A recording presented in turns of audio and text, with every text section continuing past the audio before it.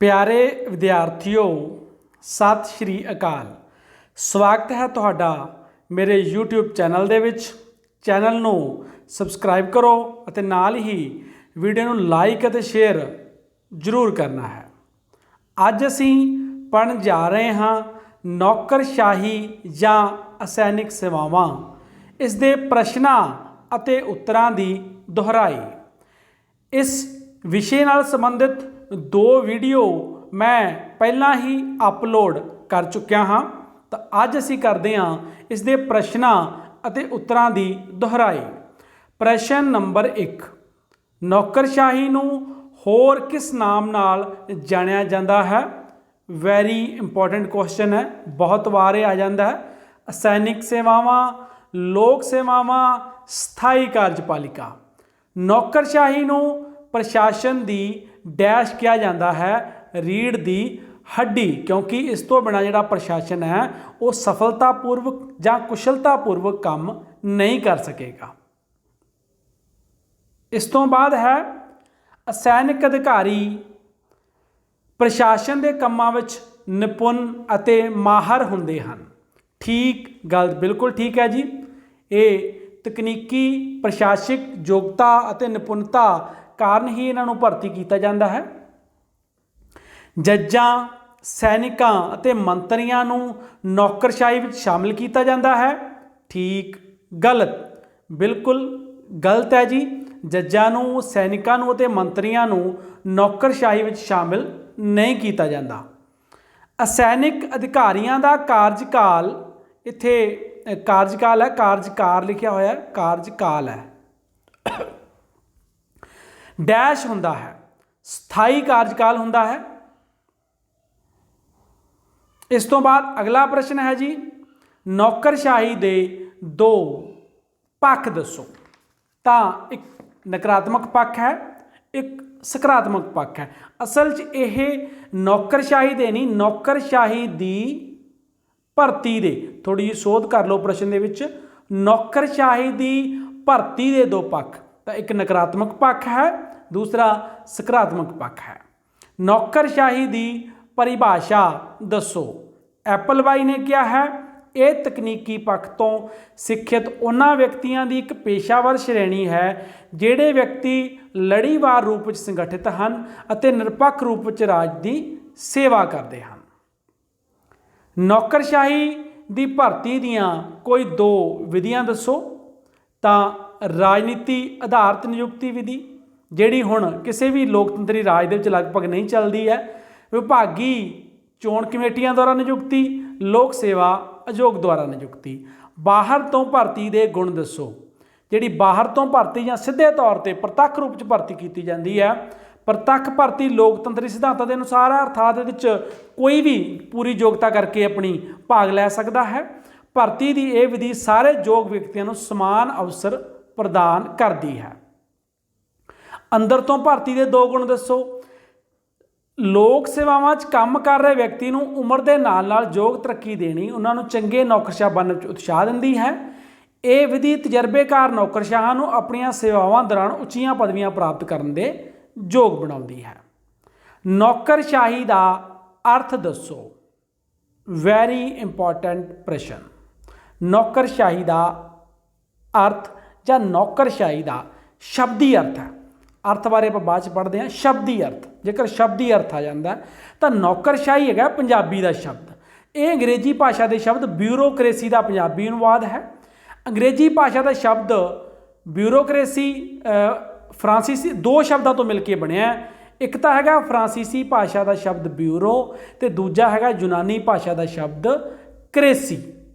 फ्रांसीसी भाषा के ब्यूरो का अर्थ है लिखण वाला डेस्क, तो यूनानी भाषा के शब्द क्रेसी का अर्थ होंदा है शासन। तो सधारण अर्थ हो गया डेस्क पर बैठ के काम करने वालों का शासन। दूजे शब्दों में नौकरशाही का अर्थ सैनिक या प्रशासकीय अधिकारियों का शासन है। ਨੌਕਰਸ਼ਾਹੀ ਦਾ ਅਰਥ ਹੁਣ ਕਰਦੇ ਹਾਂ ਆਪਾਂ। ਨੌਕਰਸ਼ਾਹੀ ਦਾ ਕੀ ਅਰਥ ਹੈ? ਨੌਕਰਸ਼ਾਹੀ ਜਾਂ ਅਸੈਨਿਕ ਸੇਵਾਵਾਂ ਤੋਂ ਭਾਵ ਸਰਕਾਰੀ ਅਧਿਕਾਰੀਆਂ ਦੇ ਅਜਿਹੇ ਵਰਗ ਤੋਂ ਹੈ ਜੋ ਤਕਨੀਕੀ ਪੱਖ ਤੋਂ ਸਿੱਖਿਅਤ ਹੁੰਦੇ ਹਨ, ਆਪਣੇ ਕੰਮ ਵਿੱਚ ਮਾਹਿਰ ਤੇ ਨਿਪੁੰਨ ਹੁੰਦੇ ਹਨ, ਜਿਨ੍ਹਾਂ ਦਾ ਕਾਰਜਕਾਲ ਸਥਾਈ ਅਤੇ ਰਾਜਨੀਤੀ ਤੋਂ ਮੁਕਤ ਹੁੰਦਾ ਹੈ, ਜਿਨ੍ਹਾਂ ਦਾ ਤਰਤੀਬਵਾਰ ਜਾਂ ਲੜੀਵਾਰ ਸੰਗਠਨ ਕੀਤਾ ਜਾਂਦਾ ਹੈ, ਜਿਨ੍ਹਾਂ ਨੂੰ ਕੰਮ ਬਦਲੇ ਨਿਸ਼ਚਿਤ ਤਨਖਾਹ ਅਤੇ ਭੱਤੇ ਮਿਲਦੇ ਹਨ ਅਤੇ ਜੋ ਨਿਰਪੱਖ ਰੂਪ ਵਿੱਚ ਰਾਜ ਅਤੇ ਰਾਜ ਦੇ ਲੋਕਾਂ ਦੀ ਸੇਵਾ ਕਰਨ ਦਾ ਕੰਮ ਨਿਭਾਉਂਦੇ ਹਨ।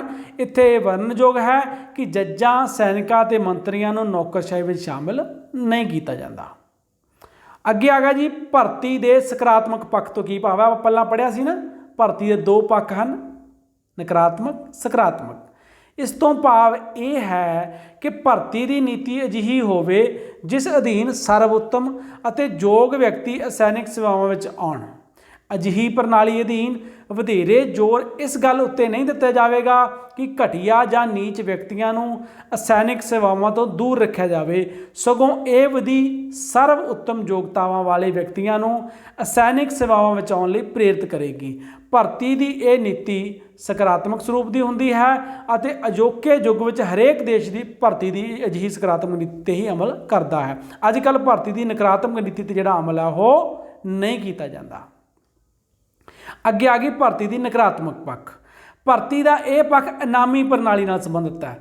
ਇਸ ਭਰਤੀ ਦਾ ਉਦੇਸ਼ ਕੀ ਹੈ? ਨੀਚ ਜਾਂ ਘਟੀਆ ਲੋਕਾਂ ਨੂੰ ਅਸੈਨਿਕ ਸੇਵਾਵਾਂ ਤੋਂ ਦੂਰ ਰੱਖਣਾ। ਇਨਾਮੀ ਪ੍ਰਣਾਲੀ ਵਿੱਚ ਸ਼ਾਸਕ ਆਪਣੇ ਸਮਰਥਕਾਂ ਨੂੰ ਅਸੈਨਿਕ ਪਦਵੀਆਂ ਦਿੰਦੇ ਹਨ, ਅਰਥਾਤ ਜਿਹੜੀ ਰਾਜਨੀਤਿਕ ਦਲ ਸੱਤਾ ਦੇ ਵਿੱਚ ਆਉਂਦਾ ਹੈ ਉਹ ਜਿਹੜੇ ਲੋਕਾਂ ਨੇ ਉਹਨਾਂ ਦੀ ਮਦਦ ਕੀਤੀ ਹੁੰਦੀ ਹੈ ਚੋਣਾਂ ਦੇ ਵਿੱਚ, ਉਹਨਾਂ ਨੂੰ ਪਦਵੀਆਂ 'ਤੇ ਨਿਯੁਕਤ ਕਰਦਾ ਹੈ। ਉਹਨਾਂ ਦੀ ਦ੍ਰਿਸ਼ਟੀ ਵਿੱਚ ਜੋ ਘਟੀਆ ਅਤੇ ਨੀਚ ਲੋਕ ਹੁੰਦੇ ਹਨ ਉਹਨਾਂ ਨੂੰ ਅਸੈਨਿਕ ਸੇਵਾਵਾਂ ਤੋਂ ਦੂਰ ਰੱਖਦੇ ਸਨ।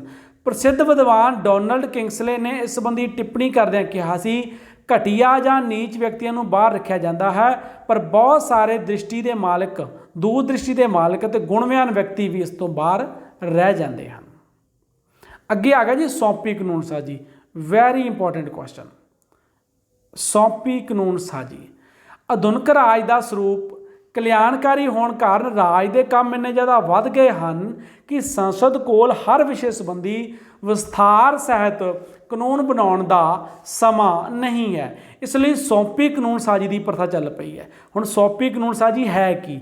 ਭਾਵ ਇਹ ਕਿ ਸੰਸਦ ਬਿੱਲ ਨੂੰ ਕੇਵਲ ਢਾਂਚੇ ਦੇ ਰੂਪ ਵਿੱਚ ਪਾਸ ਕਰਦੀ ਹੈ, ਇੱਕ ਸਟਰਕਚਰ ਖੜਾ ਕਰ ਦਿੰਦੀ ਹੈ ਬਿੱਲ ਦਾ ਕਿ ਇਸ ਤਰੀਕੇ ਦਾ ਬਿੱਲ, ਇਸ ਤਰੀਕੇ ਦਾ ਅਸੀਂ ਜਿਹੜਾ ਨਿਯਮ ਬਣਾਉਣਾ ਚਾਹੁੰਦੇ ਹਾਂ, ਅਤੇ ਉਸ ਕਾਨੂੰਨ ਦਾ ਵਿਸਥਾਰ ਜਿਹੜਾ ਹੈ ਉਹ ਪ੍ਰਸ਼ਾਸਕੀ ਅਧਿਕਾਰੀ ਕਰਦੇ ਆ, ਨਿਯਮ ਅਤੇ ਉਪ ਨਿਯਮ ਬਣਾਉਂਦੇ ਆ।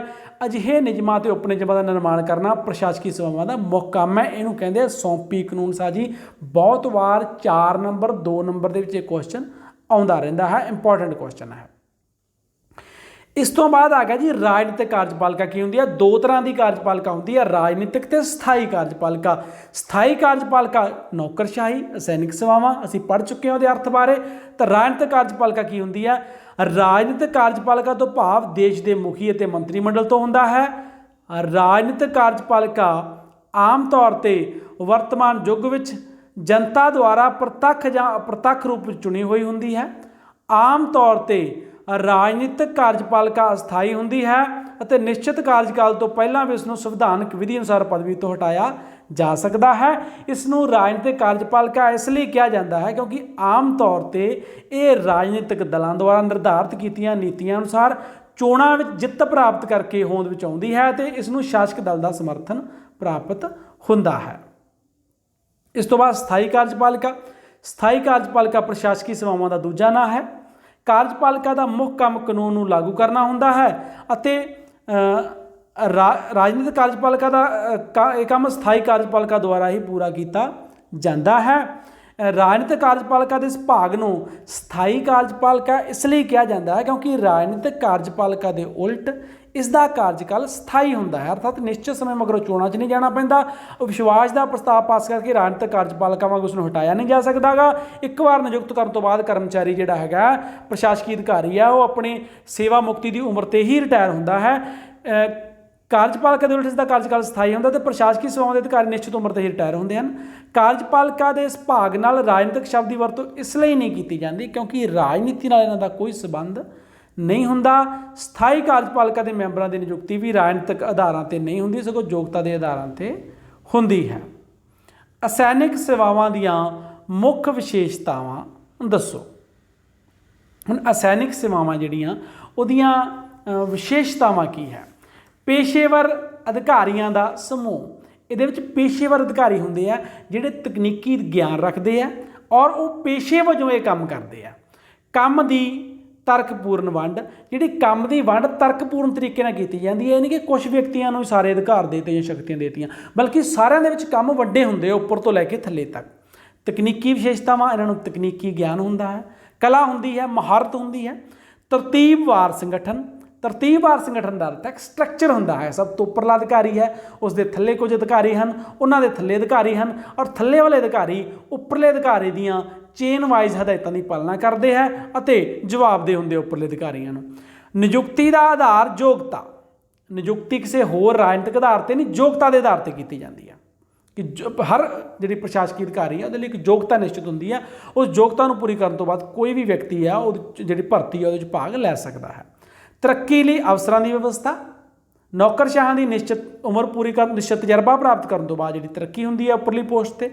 निरपक्षता अर्थात कोई भी राजनीतिक दल सत्ता दे विच आवे वो अपना काम निरपक्षता सहित उस तरीके नाल करते हैं। स्थाई कार्यकाल अर्थात निश्चित उम्र पूरी होने ते ही रिटायर होंदे हैं। गैर वचनबद्धता अर्थात गैर वचनबद्धता की है कि राजनीतिक दल जिहड़े है वो किसी ना किसी विचारधारा नाल जुड़े होंदे हैं, उस विचारधारा के अनुसार काम करते हैं। तो जिहड़े नौकरशाह है वो उस किसी विचारधारा प्रति वचनबद्ध नहीं होंगे। उन्होंने अपनी विचारधारा कोई भी होवे, उन्होंने राजनीतिक दल या मंत्रियों या राजनीतिक कार्यपालिका की विचारधारा के अनुसार काम करना होंदा है।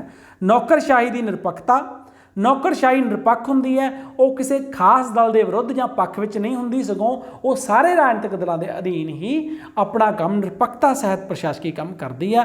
इस दे बदले उन्होंने तनख्वाह ते भत्ते जिहड़े है वो दिते जाते हैं। इस तो बाद आ गया जी स्थाई कार्यपालिका की भूमिका। भूमिका की है? मंत्रियों को पेशेवर सहायता देना, क्योंकि मंत्री लोकतंत्री सरकारों के विच या लोकतंत्री व्यवस्था के विच मंत्रियों लिए कोई विशेष योग्यता निश्चित नहीं होंदी कि वो चोणां जित प्राप्त करके आ जाते हैं। बहुत बार तो मंत्री अनपढ़ भी होंगे है, घट पढ़े लिखे होंगे, जो उन्होंने तकनीकी ज्ञान नहीं होंदा, इसलिए उन्होंने पेशेवर सहायता देना मुख्य काम है नौकरशाही का। सरकारी नीतियां लागू करना, ਜਿਹੜੀਆਂ ਨੀਤੀਆਂ ਰਾਜਨੀਤਿਕ ਕਾਰਜਪਾਲਿਕਾ ਦੌਰਾਨ ਨਿਰਮਾਣ ਕੀਤੀਆਂ ਜਾਂਦੀਆਂ ਨੇ ਉਹਨਾਂ ਨੀਤੀਆਂ ਨੂੰ ਲਾਗੂ ਕਰਨ ਦਾ ਕੰਮ ਕਰਦੀ ਹੈ। ਵਿਭਾਗ ਦੇ ਪ੍ਰਸ਼ਾਸਨ ਦਾ ਪ੍ਰਬੰਧ ਚਲਾਉਂਦੀ ਹੈ। ਸੌਂਪੀ ਕਾਨੂੰਨ ਸਾਜੀ, ਅਸੀਂ ਇਹਦੇ ਬਾਰੇ ਛੋਟਾ ਕੁਐਸਚਨ ਕਰ ਚੁੱਕੇ ਹਾਂ, ਮੈਨੂੰ ਲੱਗਦਾ ਇਹਨੂੰ ਰਿਪੀਟ ਕਰਨ ਦੀ ਜ਼ਰੂਰਤ ਨਹੀਂ ਹੈ।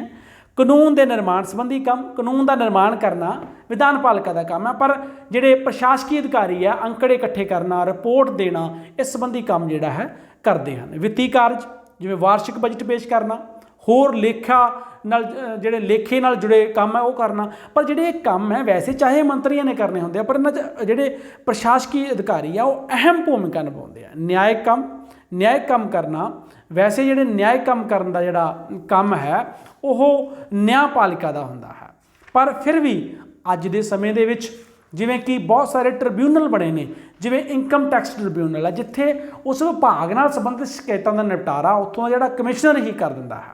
सलाहकारी कार्य पहला भी गल कर चुके हैं, मंत्री बहुत बार अनपढ़, घट पढ़े लिखे या ज्ञान भी होने होंदे हैं, उन्होंने उस विभाग का तकनीकी तजर्बा नहीं होंदा, इसलिए जिहड़े सलाहकारी कार्य है वो भी प्रशासकी अधिकारियों द्वारा किए जाते हैं। नौकरशाही की महत्ता, नौकरशाह प्रशिक्षित ते निपुण प्रशासक होंदे आ, बहुत बार आप डिस्कस कर चुके हैं, रिपीट नहीं करांगे। मंत्रियों कोल समय की घाट, मंत्रियों नूं निश्चित समय मगरों चोणां विच जाना पैंदा है, अपने हल्के के लोगों नाल संबंध कायम रखने पैंदे है, उन्हां कोल कई बार एक तो ज़्यादा विभाग भी होंदे हन, इसलिए मंत्रियों लई सारे कामां नूं जिम्मेवारी सहित निपटाउणा औखा हो जाता है। इसलिए जिहड़े नौकरशाह हन ओह विभाग के कामां नूं पूरा जिहड़ा कुशल तरीके दे नाल नेपरे चाढ़दे हन। मंत्रियों लिए कोई विद्यक योग्यतावां निश्चित नहीं होंदियां गईयां, इसलिए उन्होंने काम का तकनीकी ज्ञान नहीं होंदा, जिसनों प्रशासकी अधिकारियों द्वारा पूरा किया जाता है। राज के कामों में वाधे ने भी नौकरशाही की महत्ता नूं वधाया है। कल्याणकारी राज का समा है, राज नूं बहुत सारे काम अपने नागरिकों के कल्याण लिए करने पैंदे हैं और काम इन्ने वध चुके हैं कि एक मंत्री लिए विभाग के पूरे कामों नूं निपटाउणा बहुत मुश्किल है। उहदे विच प्रशासकी अधिकारी अहम रोल निभाउंदे हैं। ਨੌਕਰਸ਼ਾਹੀ ਪ੍ਰਸ਼ਾਸਨ ਵਿੱਚ ਨਿਰੰਤਰਤਾ ਲਿਆਉਂਦੀ ਹੈ। ਤੁਸੀਂ ਸਾਰੇ ਜਾਣਦੇ ਹੋ ਲੋਕਤੰਤਰ ਦੇ ਵਿੱਚ ਸਰਕਾਰਾਂ ਆਉਂਦੀਆਂ ਅਤੇ ਜਾਂਦੀਆਂ ਰਹਿੰਦੀਆਂ, ਅਰਥਾਤ ਬਦਲਦੀਆਂ ਰਹਿੰਦੀਆਂ। ਇਸ ਲਈ ਪੁਰਾਣੀ ਸਰਕਾਰ ਦੇ ਕੰਮਾਂ ਨੂੰ ਔਰ ਨਵੀਂ ਸਰਕਾਰ ਦੇ ਕੰਮਾਂ ਦੇ ਵਿੱਚ ਮੇਲ ਬਿਠਾਉਣਾ ਜਾਂ ਨੀਤੀਆਂ ਨੂੰ ਜਿਹੜੀ ਨਿਰੰਤਰਤਾ ਲਿਆਉਣੀ, ਇਹ ਨੌਕਰਸ਼ਾਹੀ ਦਾ ਹੀ ਮੁੱਖ ਕੰਮ ਹੈ। ਪ੍ਰਸ਼ਾਸਨ ਨੂੰ ਰਾਜਨੀਤੀ ਤੋਂ ਮੁਕਤ ਰੱਖਣ ਵਿੱਚ ਸਹਾਇਕ, ਕਿਉਂਕਿ ਜਿਹੜੀ ਰਾਜਨੀਤਿਕ ਕਾਰਜਪਾਲਿਕਾ ਹੈ ਜਾਂ ਨੇਤਾ ਹਨ ਜਾਂ ਵਿਭਾਗ ਦੇ ਮੰਤਰੀ ਹਨ, ਉਹਨਾਂ ਨੇ ਆਪਣੇ ਅਕਸ ਨੂੰ ਜਾਂ ਆਪਣੇ ਰਾਜਨੀਤਿਕ ਦਲ ਦੇ ਅਕਸ ਨੂੰ ਉਭਾਰਨਾ ਹੁੰਦਾ, ਜਿਸ ਦੇ ਲਈ ਕਈ ਵਾਰੀ ਉਹ ਨਿਯਮਾਂ ਨੂੰ ਵੀ ਸਿੱਕੇ ਟੰਗ ਦਿੰਦੇ ਹਨ। ਪਰ ਜਿਹੜੇ ਪ੍ਰਸ਼ਾਸਕੀ ਅਧਿਕਾਰੀ ਹੈ ਉਹ ਬਹੁਤ ਹੀ ਵਧੀਆ ਤਰੀਕੇ ਨਾਲ ਨਿਯਮਾਂ ਦੇ ਅਨੁਸਾਰ ਕੰਮ ਕਰਦੇ ਹਨ ਔਰ ਨਿਯਮਾਂ ਦੀ ਉਲੰਘਣਾ ਨਾ ਤਾਂ ਕਰਦੇ ਹਨ, ਨਾ ਹੀ ਮੰਤਰੀਆਂ ਨੂੰ ਕਰਨ ਦਿੰਦੇ ਹਨ। ਇਹ ਸੀ ਨੌਕਰਸ਼ਾਹੀ ਦੀ ਮਹੱਤਤਾ। ਹੁਣ ਆਪਾਂ ਕਰਦੇ ਹਾਂ ਜੀ ਰਾਜਨੀਤਿਕ ਕਾਰਜਪਾਲਿਕਾ, ਜਿਹਦੇ ਬਾਰੇ ਆਪਾਂ ਗੱਲ ਕਰ ਚੁੱਕੇ, ਜਿਹੜੀ ਲੋਕਾਂ ਦੁਆਰਾ ਚੁਣੀ ਹੋਈ ਸਰਕਾਰ ਹੁੰਦੀ ਹੈ, ਔਰ ਸਥਾਈ ਕਾਰਜਪਾਲਿਕਾ ਨੌਕਰਸ਼ਾਹੀ ਅਸੈਨਿਕ ਸੇਵਾਵਾਂ, ਜਿਹਦੇ ਬਾਰੇ ਆਪਾਂ ਇਸ ਪਾਠ ਦੇ ਵਿੱਚ ਪੜ੍ਹ ਰਹੇ ਹਾਂ। ਦੋਨਾਂ ਕਾਰਜਪਾਲਿਕਾਵਾਂ ਦੇ ਵਿੱਚ ਅੰਤਰ ਕੀ ਹੁੰਦਾ, ਕਿਉਂਕਿ ਤੁਹਾਨੂੰ ਪ੍ਰਸ਼ਨ ਛੋਟਾ ਵੀ ਆ ਸਕਦਾ ਹੈ। ਰਾਜਨੀਤਿਕ ਕਾਰਜਪਾਲਿਕਾ, ਸਥਾਈ ਕਾਰਜਪਾਲਿਕਾ, ਦੋ ਤਰ੍ਹਾਂ ਦੀ ਕਾਰਜਪਾਲਿਕਾ ਹੁੰਦੀ ਹੈ ਔਰ ਦੋਨਾਂ ਦੇ ਵਿੱਚ ਅੰਤਰ ਕੀ ਹੈ। ਸਭ ਤੋਂ ਪਹਿਲਾਂ ਤਾਂ ਸਰੂਪ ਸੰਬੰਧੀ ਅੰਤਰ ਹੈ।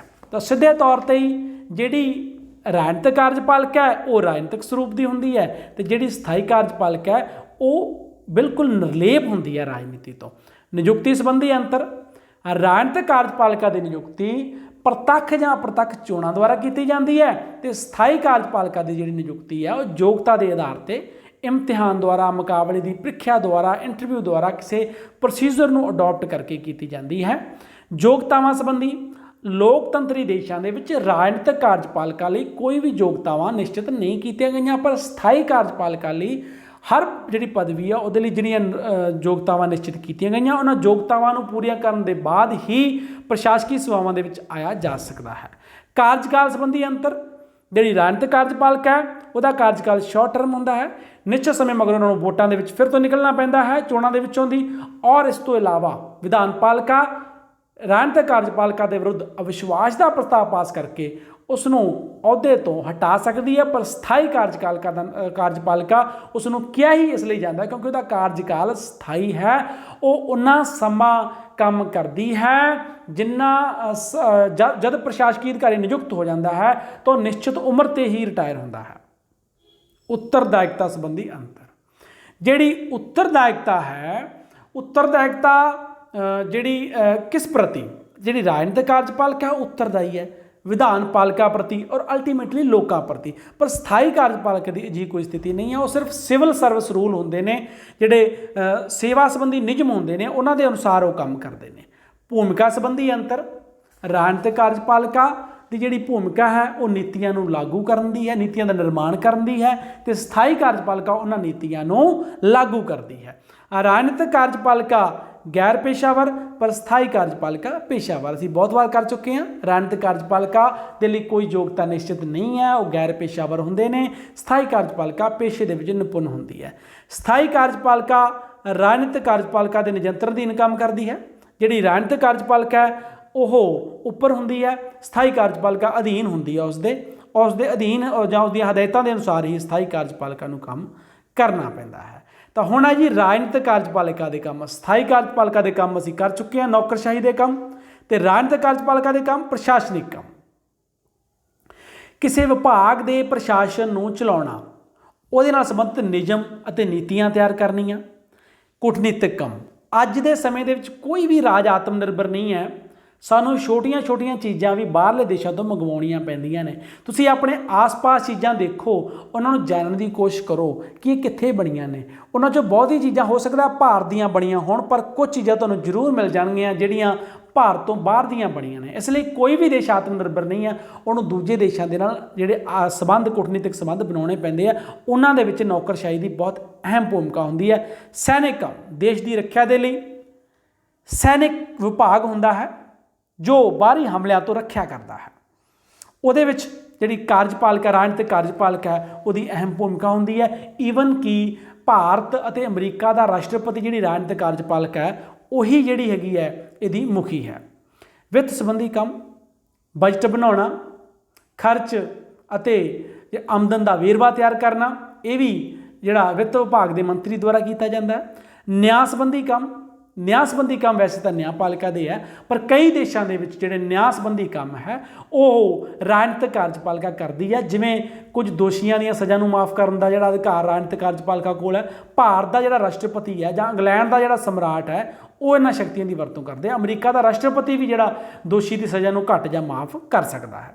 ਨੀਤੀਆਂ ਦਾ ਨਿਰਮਾਣ, ਜਿਹੜਾ ਹਰੇਕ ਦੇਸ਼ ਹੈ ਉਸ ਦੀਆਂ ਨੀਤੀਆਂ ਦਾ ਜਿਹੜਾ ਨਿਰਮਾਣ ਹੈ ਉਹ ਵਿਧਾਨ ਪਾਲਿਕਾ ਦੁਆਰਾ ਕੀਤਾ ਜਾਂਦਾ ਹੈ, ਪਰ ਰਾਜਨੀਤਿਕ ਕਾਰਜਪਾਲਿਕਾ ਵੀ ਨੀਤੀ ਦੇ ਨਿਰਮਾਣ ਦੇ ਕੰਮ ਵਿੱਚ ਆਪਣੀ ਅਹਿਮ ਭੂਮਿਕਾ ਨਿਭਾਉਂਦੀ ਹੈ। ਪੁਰਸਕਾਰ ਪ੍ਰਦਾਨ ਕਰਨਾ, ਪੁਰਸਕਾਰ ਜਾਂ ਖਿਤਾਬ ਕਈ ਦੇਸ਼ਾਂ ਦੇ ਵਿੱਚ ਰਾਜਨੀਤਿਕ ਕਾਰਜਪਾਲਿਕਾ ਦੁਆਰਾ ਦਿੱਤੇ ਜਾਂਦੇ ਆ। ਭਾਰਤ ਦਾ ਜਿਹੜਾ ਰਾਸ਼ਟਰਪਤੀ ਹੈ ਜਾਂ ਅਮਰੀਕਾ ਦਾ ਰਾਸ਼ਟਰਪਤੀ ਹੈ ਜਾਂ ਇੰਗਲੈਂਡ ਦੀ ਮਹਾਰਾਣੀ ਆ, ਉਹਨਾਂ ਕੋਲ ਵੀ ਇਹ ਅਧਿਕਾਰ ਹੈ। ਪਰ ਭਾਰਤ ਦੇ ਜੇਕਰ ਕੰਟੈਕਸਟ ਦੇ ਵਿੱਚ ਗੱਲ ਕਰੀਏ ਤਾਂ ਭਾਰਤ ਦੇ ਵਿੱਚ ਅਸੀਂ ਮੌਲਿਕ ਅਧਿਕਾਰਾਂ ਵਾਲੇ ਅਧਿਆਇ ਦੇ ਵਿੱਚ ਪੜ੍ਹਦੇ ਹਾਂ ਕਿ ਭਾਰਤ ਦੇ ਵਿੱਚ ਖਿਤਾਬਾਂ ਦੀ ਵੰਡ ਉੱਤੇ ਰੋਕ ਲਗਾਈ ਗਈ ਹੈ। ਨਾ ਤਾਂ ਕੋਈ ਰਾਜ ਖਿਤਾਬ ਦੇ ਸਕਦਾ ਹੈ, ਨਾ ਕੋਈ ਵਿਅਕਤੀ ਕਿਸੇ ਬਾਹਰਲੇ ਸੂਬੇ ਤੋਂ ਜਾਂ ਰਾਜ ਤੋਂ ਖਿਤਾਬ ਪ੍ਰਾਪਤ ਕਰ ਸਕਦਾ ਹੈ। ਭਾਰਤ ਦੇ ਵਿੱਚ ਸਿਰਫ ਪੁਰਸਕਾਰ ਦਿੱਤੇ ਜਾਂਦੇ ਹਨ, ਜਿਵੇਂ ਭਾਰਤ ਰਤਨ, ਪਦਮ ਸ਼੍ਰੀ, ਪਦਮ ਭੂਸ਼ਣ, ਇਹ ਸਿਰਫ ਪੁਰਸਕਾਰ ਹਨ। ਇਸ ਤਰੀਕੇ ਨਾਲ ਇਹ ਸੀ ਰਾਜਨੀਤਿਕ ਕਾਰਜਪਾਲਿਕਾ ਦੇ ਪ੍ਰਸ਼ਨ ਔਰ ਨਾਲ ਹੀ ਨੌਕਰਸ਼ਾਹੀ ਦੇ ਬਾਰੇ ਦੇ ਵਿੱਚ ਅਸੀਂ ਪ੍ਰਸ਼ਨਾਂ ਉੱਤਰਾਂ ਦੇ ਬਾਰੇ ਵਿੱਚ ਪੜ੍ਹਿਆ। ਉਮੀਦ ਹੈ ਇਹ ਤੁਹਾਡੇ ਲਈ ਲਾਹੇਵੰਦ ਹੋਏਗਾ ਔਰ ਤੁਸੀਂ ਇਸ ਜਾਣਕਾਰੀ ਦਾ ਭਰਪੂਰ ਫਾਇਦਾ ਲਿਆ ਹੋਏਗਾ। ਵੀਡੀਓ ਨੂੰ ਲਾਈਕ ਅਤੇ ਸ਼ੇਅਰ ਜ਼ਰੂਰ ਕਰਨਾ ਹੈ। ਜੇਕਰ ਕੋਈ ਸੁਝਾਅ ਹੈ ਤਾਂ ਤੁਸੀਂ ਵੀਡੀਓ ਦੇ ਕਮੈਂਟ ਬਾਕਸ ਦੇ ਵਿੱਚ ਲਿਖ ਸਕਦੇ ਹੋ। ਧੰਨਵਾਦ।